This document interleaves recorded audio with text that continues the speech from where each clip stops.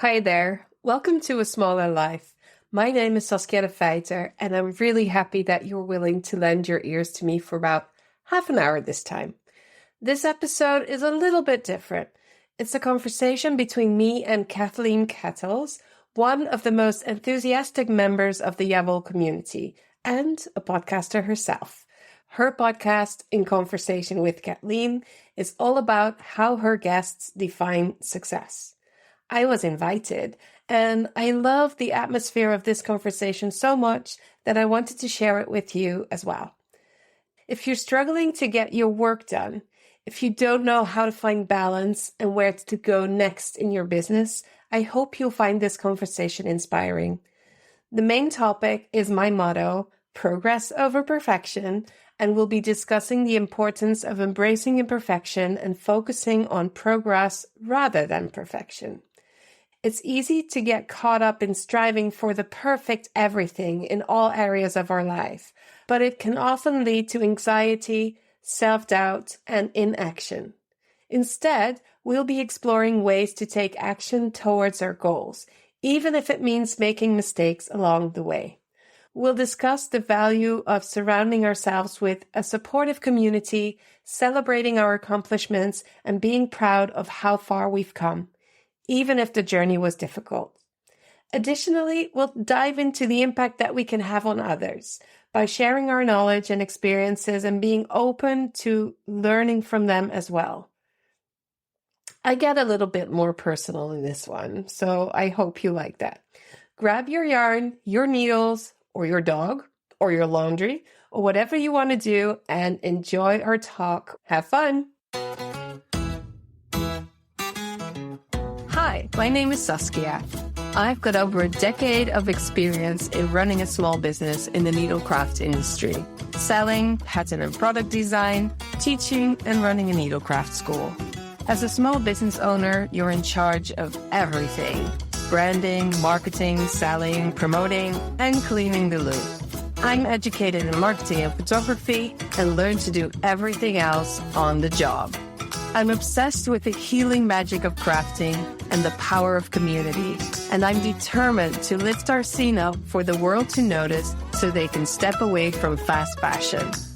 In A Smaller Life, we learn from experts in the needlecraft, textile, and creative industry, big names and small, about what it's actually like to run a small business. Emotional talks with sellers about wins and woes, product and design, conscious decision-making and branding, and communication. Why we do it, how we do it, and what we need to become the future of fashion without burning the hell out. A Smaller Life fights apathy in apparel and aims to inspire you to look at your wardrobe differently. Where do you buy? How do you use your clothes? And can you make some of it yourself? Dreaming big about a world where we rely on value-based businesses, the kindness economy, and where we can fully say, fuck fast fashion. A Smaller Life is Yavol's completely free way for makers and sellers to learn how to be part of a healthier take on clothes and fashion. Yavol offers an online community where they can connect and inspire each other, monthly topics with challenges for makers, and coaching and support for sellers. We will move the needle. For more information, go to ja-wol.com. Yavol! Welcome to another episode of In Conversation with Kathleen. Today, I have the great pleasure of talking to Saskia de Feiter. Saskia runs a supportive, creatively conscious online knitting community called Yavol. And she has a fabulous podcast called A Smaller Life, helping textile crafters and others make conscious choices to the way they live their lives. And Saskia doesn't know this, I don't think, but she is solely responsible for me coming off all social media except LinkedIn. And I have agreed on her website to not buy any new clothes because I know I have enough. So there you go, Saskia. What do you say to that? Oh, I'm trying to push back the tears. The first question. Oh, really? I'm done. That's amazing. And I'm looking very much forward to taking pledges like that in the community and really supporting each other to do this because it's actually not that hard. And it's actually also fun, which is something that some people don't think about when you talk about conscious choice and values and all of that. Good point. Yeah, I'm actually really looking forward to it. And I think it'll make me more creative in the way I use my wardrobe that I have already, all the stuff there. So I'm going to start with the first official question. Tell me where you are today, what your life looks like, and what you're doing. I come from today, and usually I come from Rotterdam in the Netherlands. I live in an old part of town in a new house, which can be very interesting. And it was complex to come and live here because it's part of an area of town where some people had to move in order to have new buildings built. And this is a whole thing I went through for myself. And the way to deal with that is to be active in community and to organize and do some things that really connect the new people here to the older people in the community, not necessarily by age, but by the groups of people that live here. So that's where I am. I have my own room, which doubles as a sewing studio, podcasting room. It's my office. And it's actually also, we have one of those airco day beds so people can stay here. I have a big mission. I want to see a world where there is no fast fashion, where people are more conscious about the way they dress themselves, keeping in mind that they can do that in a fun, stylish way that also fits their needs and their bodies and their wishes.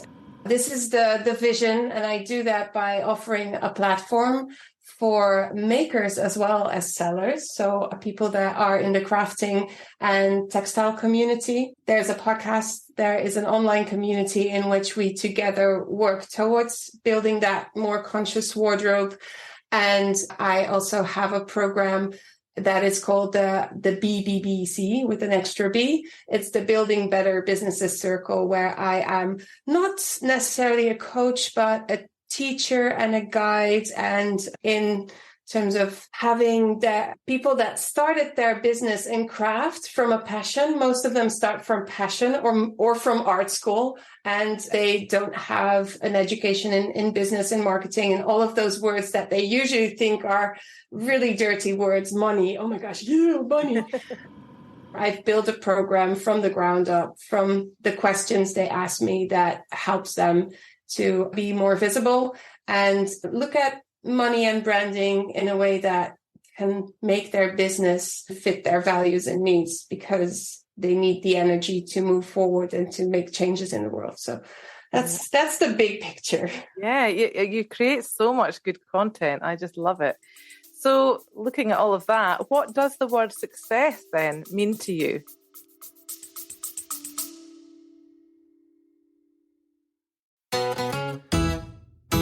Hello, friends. I just want to say something to you quickly. So if you're liking the podcast, if you're liking what I'm talking about, consider joining the mailing list. I have bi-weekly updates on the podcast and or business insights and tips. The occasional exercise to get you ahead.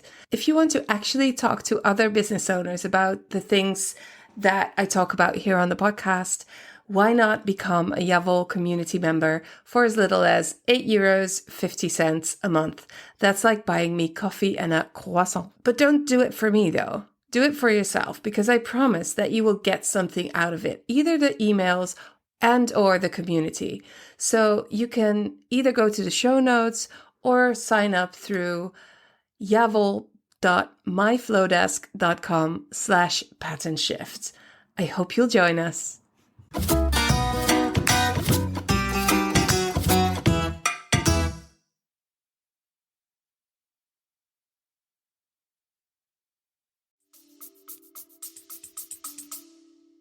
This is such a good and complex question because there's so many layers to it. But one of the things that I keep going back to is I interviewed Alice Carolina she is from the Ethical Move, which is all about ethical marketing.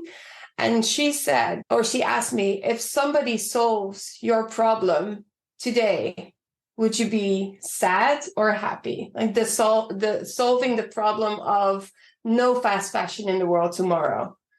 And my answer to that is, that would be amazing. I have 7,000 other things I want to do. I'll go into sustainable interior design. It's fine.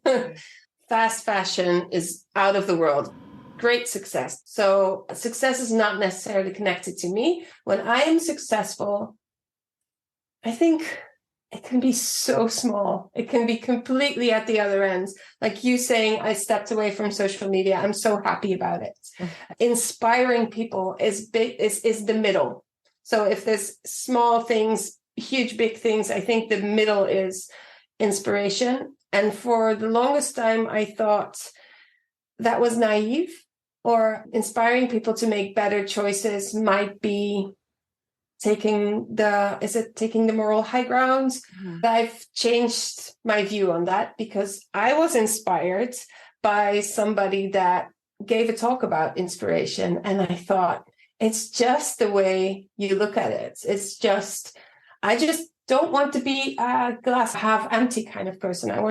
My glass is always half full. I want to share joy and share solutions, share good news. So if that in any shape or form comes across, then that is success. Oh, that's wonderful. And that is just for my business. Then there's my family, and there's a whole different story. No, that's right. And success does come in so many forms, doesn't it? But you really are inspirational. And that is just, you can tell by the community you're building, the feedback that people share. You are great at bringing people together with a shared interest, a shared focus. And it's so important what you're doing. It's not some flighty thing that's kind of fashionable, for no pun intended, but it's really meaningful and powerful work. And your podcast as well oozes that, it really does. Well, thank you so much. So that's a really good point you've made there. Where else do you sometimes sit back and go, yeah, that was successful? Success to me is when my teenagers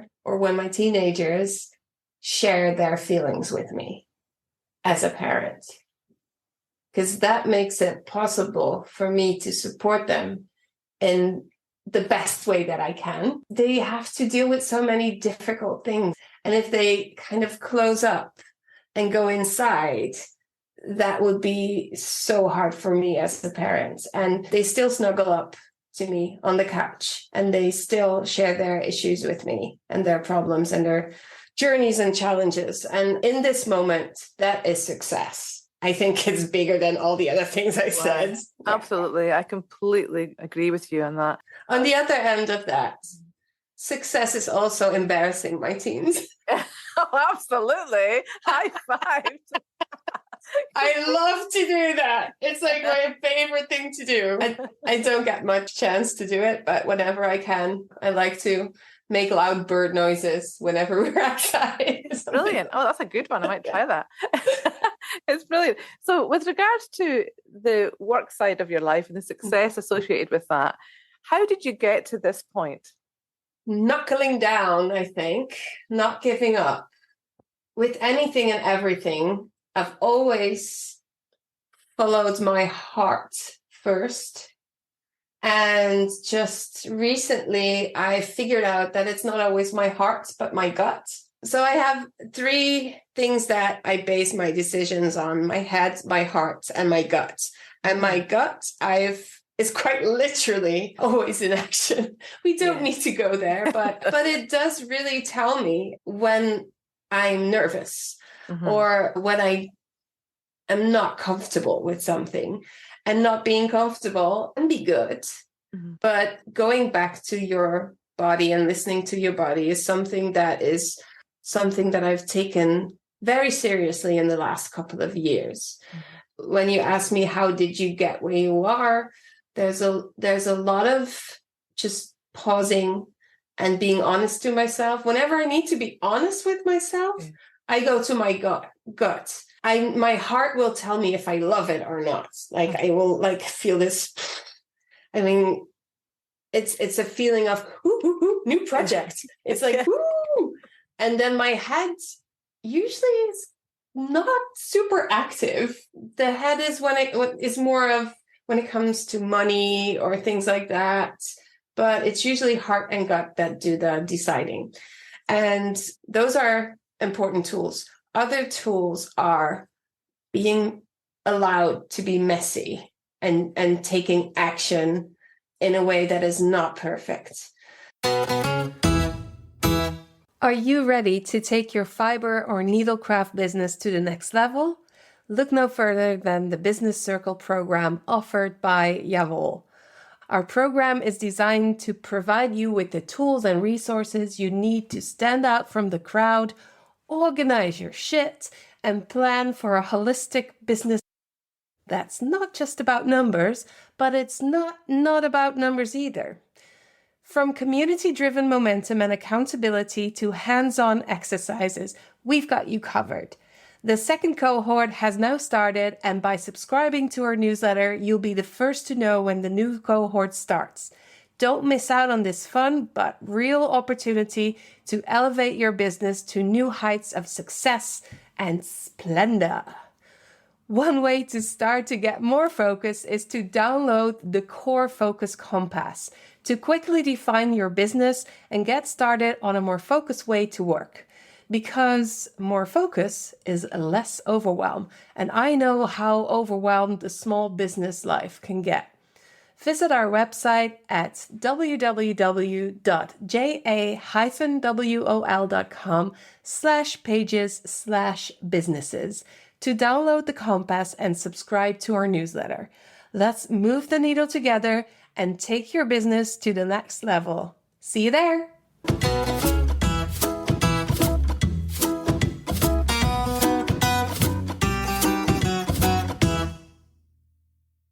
I think it must now be more than 25 years ago.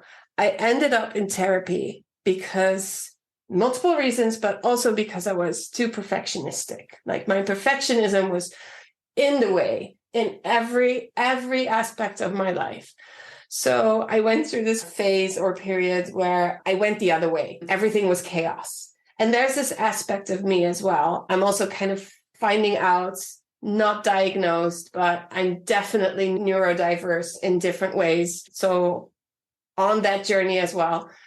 But that like battle between perfectionism and creative chaos has resulted in a solution that for me is taking action instead of ruminating. That really helps. But it was definitely a learning curve. And it means that I send out newsletters even today that are full of mistakes. Because if I would read them the next day and the next week, they will never get sent. So I have to make a decision there. And I have to trust that the people that I want to talk to have that space and can deal with the fact that I make mistakes. Those are my people. I like to think that I have that space for them as well. I think that's really, really important what you're saying there. Just do it rather than try to make it perfect. And how often can you make a plan, write it down, ruminate over that, and then procrastinate for the next 5 years, thinking about how it needs to look, but if you're producing the work and putting it out there, you're getting better and better and better and better, and you're drawing in more people who are going to be interested in what you're doing.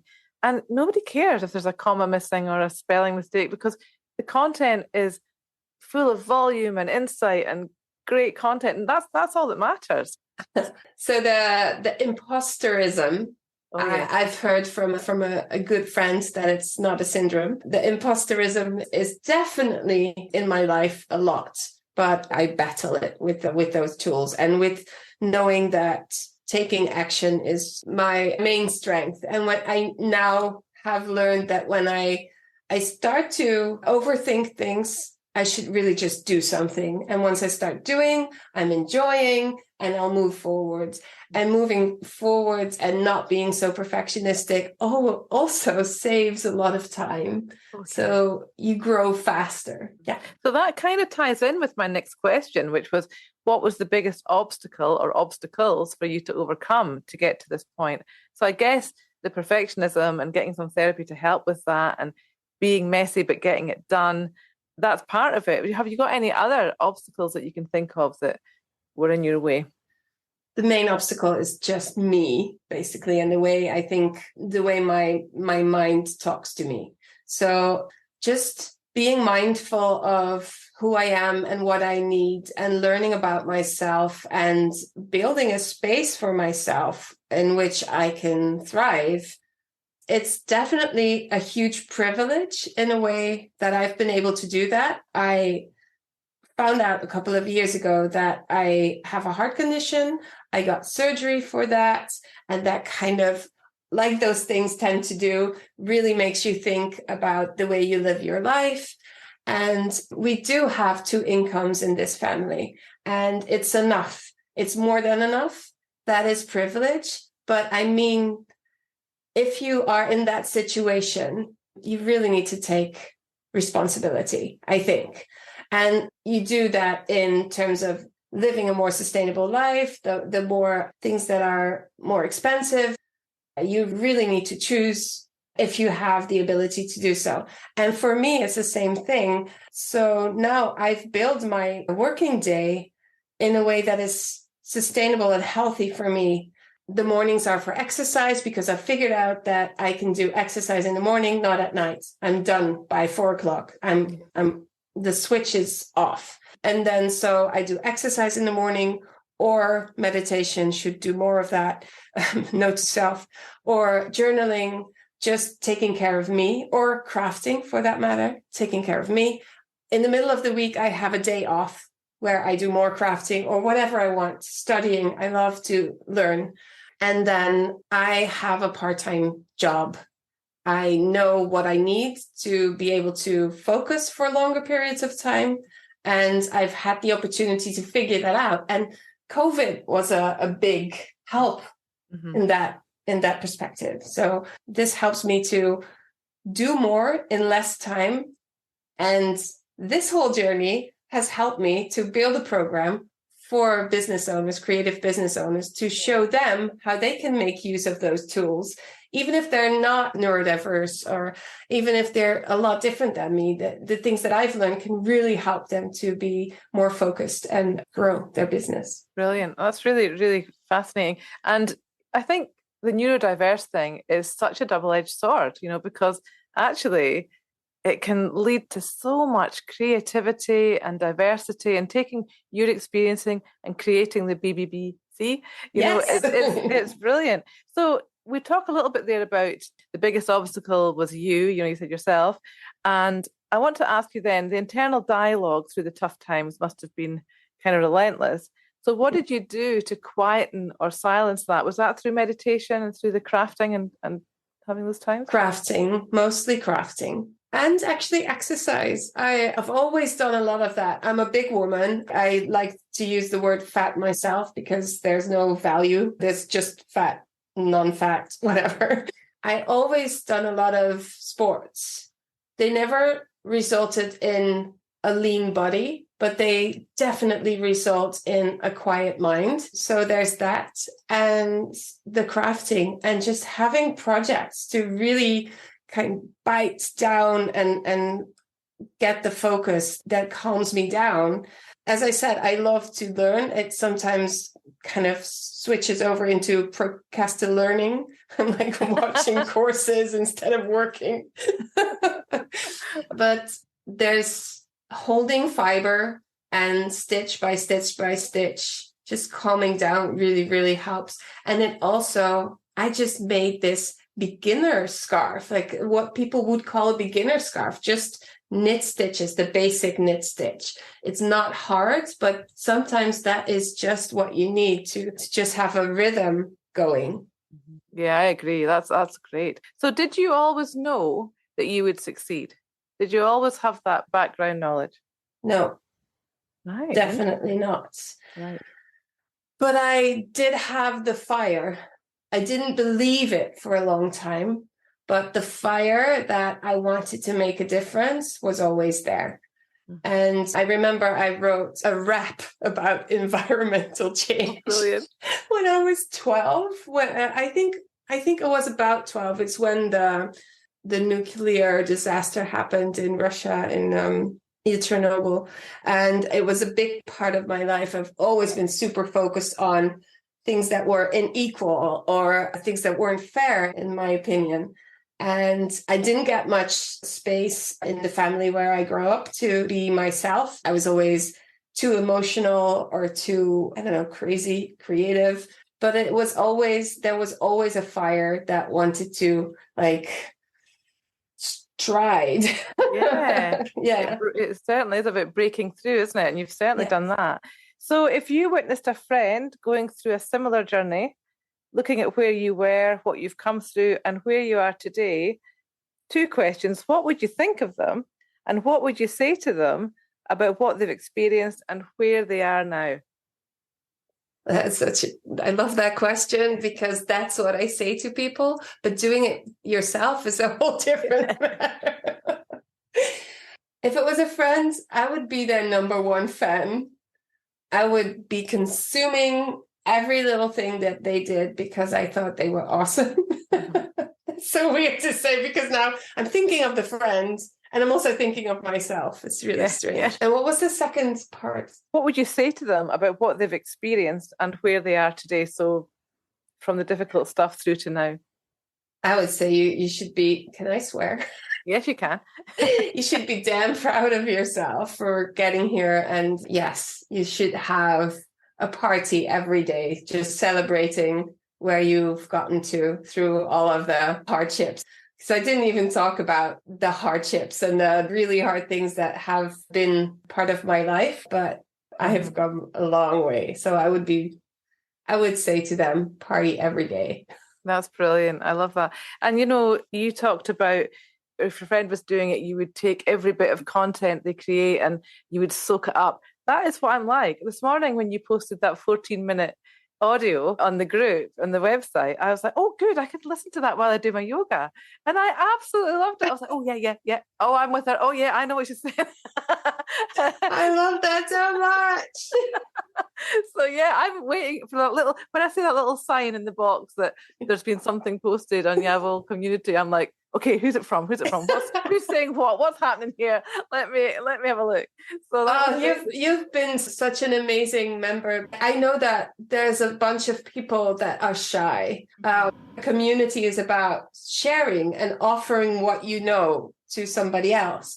There's a lot of people there that are scared to do so. And I try to talk to them in direct messages and kind of support them there, but I can't force them. No. So if you are modeling this amazingly communal way of communicating, that is perfect. So thank you so much for that. No, you're really welcome. I really do love it. It's just such a nice group of people. And yeah, I get that. Everyone's at a different stage. And, I remember messaging you when I first joined and saying, I don't knit. But can I still join? Because I love what you're doing. But I do rug hooking and I crochet. And you said, I don't care what you do, just come along. I've actually changed the way I talk about it even more since you said that, because everybody that feels the same fire is welcome. Doesn't matter what you do. If you're a baker or a maker or a candlestick maker, what is it? Baker or... Yeah. Well, Saskia, you have been an absolute star. So now I would like you to tell people where they can find you, how they can join the community and the podcast and everything else you're doing, so that Remy can add that to the show notes and we can have lots more people turning up. That's amazing. Thank you so much for the opportunity to share, and I loved this talk with you. So I didn't know I was going to be international, so I'm going to have to spell it out, I think. I have a website, and on the website you can go to everywhere else. It's the main hub. It's www.ja-wol.com. So that's ja-wol.com. And Yavol, I'd like to explain, is in Dutch, it means yes, wool. And in German, it just generally means hell yeah. So, that's where the name comes from. And I think German and Dutch people get it, but sometimes I have to explain. So that's that. Great. And you can find the podcast, A Smaller Life, also, on there too. Yes, it's on there too. But A Smaller Life is on all the podcast platforms, and you can just go there. Yeah. Brilliant. Thank you so much, Saskia. Thank you so much. An absolute dream. Thank you. I knew you would love that too, and I could see you were enjoying it, even though you're muted. Yes. I can see your face. Yeah, I loved it. I just wanted to high five her all the time. So many nuggets of great information from her too about, be messy, just get on with it, get it done, rather than ruminating and procrastinating. It doesn't matter if it's not perfect, what you're making, what you're creating. And this can trip into many aspects of life. Reaching out to a friend doesn't matter if you only have 5 minutes to chat, but if you know someone's struggling that you care about, a 5-minute chat's very meaningful to that person. So yeah, don't put things off, just get on with it and produce and work and create whatever you need to do. Yeah. And I also loved that her idea of success was not just personal, but kind of community and even more sort of internationally, almost like sort of universal success. Sounds like she's very conscious about waste and things. And then she's got her community that she's put together, but she's also really aware of the community that she's living in and things like that. And then there's the personal success as well that she mentioned, she touched on with her family, which she obviously didn't want to get too into, but the different spectrum of success I thought was really interesting. It was, yeah. And, I really do feel that Saskia is one of these people who is an inspirational teacher. She's very much someone who pulls people together, brings people together. What she's brought to the conscious living, the whole process of being mindful of what you're buying for creatives, for crafters, for the type of wool you're buying. Where's it coming from? Where's it sourced? Are the sheep well cared for? Brings people together who have similar beliefs about the bigger cause of environmental issues and, doing things in the right way so that we're not just using for the sake of using stuff. We have enough. There's a lot of that message comes through. We do have enough. Our stash, she talks about the wool stash. Do we really need to add to the stash, or can we create with what we have? That comes out on her website a lot too. And that's been really helpful, because I think I have been, not so much recently, but I have been very guilty of just buying, not consciously, the opposite, unconsciously buying certainly yarn and wool. She just gives you so many ideas. She gives you so many ideas. She gives you so much kind of food for thought. If you're just on the start of this process of thinking consciously about the way you live and what you buy and where you buy from across the board, not just for creative people, the food you eat and all of that, she just helps you climb that ladder of understanding more and more about what really is conscious living. And the other thing actually that I really loved, and I wrote it down, the word procrastinating. Yes, I definitely do that. And it, I mean, again, overachiever, perfectionist, it makes me feel better about procrastinating. So I don't know, there's probably something to be worked on there, but I love that that's got a word, because that's definitely what I do. I love that too. I like too that she talked about being a neurodiverse, and that stitch by stitch, as she works, she finds it very calming and grounding. And that has helped, with the sort of internal dialogue, just getting really involved and engrossed in a piece of crafting and knitting and all of that. And the other thing that I have noticed that's kind of been a bit of a thread through a few of the people that we've interviewed is the mindful nature of a craft or the way someone lives can be a real common denominator in how successful they feel. So it's not necessarily about reaching certain targets. It's about being able to be mindful in the thing that they're doing, or being mindful of the world around them. And I feel like that's definitely a message that I will take away today. I just come away from listening to her thinking, yes, I need to even practice what I'm going to be doing more consciously. I need to be mindful of the choices I'm making, the food I'm putting in my mouth, all of that stuff. The food I eat, the clothes I wear, the wool I choose to buy. It needs to be not just a blindly not thought about process. I need to really think about are people getting fairly paid for this? All of that stuff. She talks as well about not taking the moral high ground, and that's what puts people off, isn't it? That thing of, oh, I'm being judged here. And Saskia is not a judgmental person. You really pick that up in the conversation, don't you? Yeah, there's no better way to put someone off of doing making different decisions than making them feel bad. I think it works for some people, but certainly anyone with a rebellious streak or any resentment about a situation, it's not the way to get someone on side. So, No. but it was wonderful. It was great to meet her. I really loved it. Yeah, I loved it. Might have to make a trip to Rotterdam now. Yeah. Yeah, that was great. Well, thank you, Remy. Enjoyed that. Yeah. Thank you. Thank you so much, Kathleen and Remy. And of course, you are more than welcome to come visit Rotterdam. I was blushing all over the place, that last part. I obviously didn't hear it until I listened to the episode, and I was almost not going to share it in this episode because I felt a little bit awkward with all the compliments and the nice things you were saying.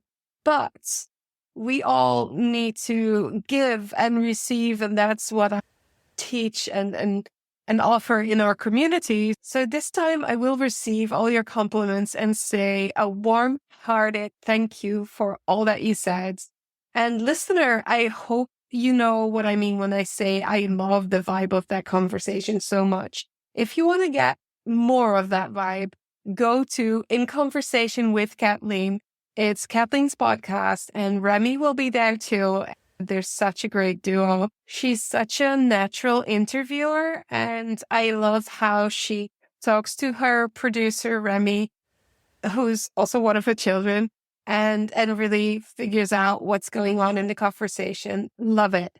So go to In Conversation with Kathleen, and you'll find all the details in the show notes. Thank you so much for listening. I hope that you will come back next time when we're back with a more regular type of episode. Have a lovely day.